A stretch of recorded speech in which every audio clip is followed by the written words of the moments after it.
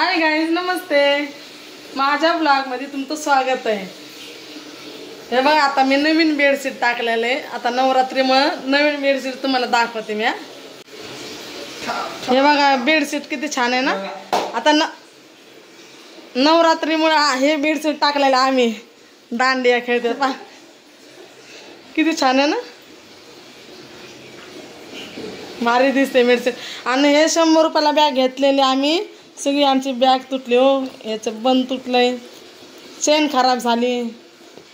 जाऊ द्या. हे बघा स्वामी विवेकानंद. आम्ही शाळेत होतो ना, तर स्वामी विवेकानंदाचा धडा असायचा ना, आम्ही वाचायचो. भारी आहे ना. चला आता मी स्वयंपाक करते. झाडू फरशी झालेली माझी, बघू शकता. पण कपडे पण धुवायचे, कपडे भिजवायचे, त्याच्यामुळे पाणी लावलेलं आहे. आणि हे बघा किचनवर पसारा किती आहे. हिरवे मूग बनवायचे आहेत मला, पीठ मळून ठेवलेलं आहे. हे कापून ठेवलेलं आहे. हे तर लागतंच मला खायला. हे सगळं कापून ठेवलेलं आहे, आत्ताच कापून ठेवलेलं आहे इतक्यात. हे तळायचं आहे. जेवणासोबत काय ना काय पाहिजेलच आहे का नाही. चला आता मी सुरुवात करते. पोहे बनवते पहिले. नाण्या उठलेला आहे, पोहे बनवते. मग नाश्ता करायचा आहे. झाले पोहे. या सगळ्यांनी पोहे खायला.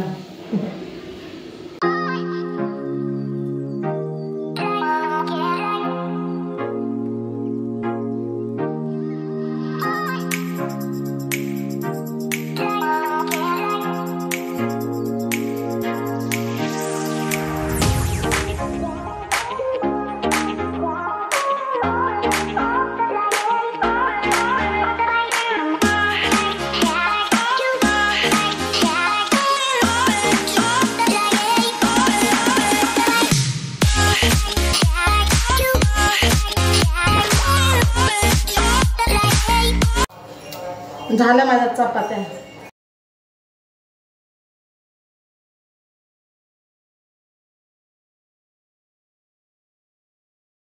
सुंदर चपात्या झाल्या मस्त.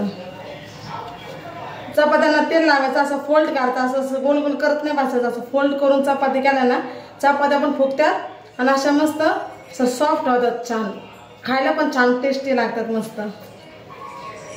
पहिले मला चपात्या जमायत येत नव्हत्या, म्हणजे चपात्या करायचे मी, तर त्या अशा शिळ्या शिळ्या दिसायच्या माझ्या. मग काय झालं, माझ्या आई काय करते, तेल लावते, त्याला असं फोल्ड करते, असं गोल गोल करत नाही बसत.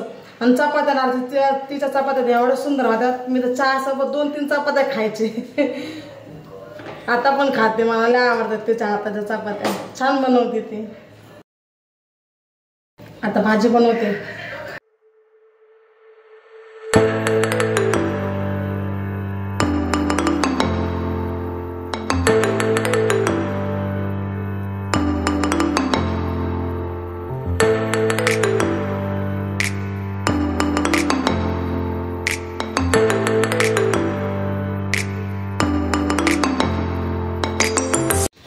झाले भाजी. कपडे धुतले. कपडे झाले, झाडू फरशी स्वयंपाक सगळं काम आवरलं. हे 100 रुपये पॅन्टीत होते, त्याला माहितीच नाही. तुला माहिती होतं का? मी घेतले, माझेच होते पैसे. समजलं का? ह्याच्यावर कुठून येते मला पैसे? हे काय कामाला जात आहे का? या जेवण करायला मस्त. हिरव्या मुगाची भाजी, हे नाण्याचं ताट, हे माझं ताट. दुपारी जेवण करून झोपले, एवढे भांडे पडलेत, ते भांडे घासून घेते. पसाला बघा किती. किचन धुते, भांडे घासते. 5 वाजल्या. बघा 5 वाजल्या. झाला आमचा चहा. तर दूध काढून ठेवलेलं आहे. भांडे घासल्या नाण्याने आणि मी.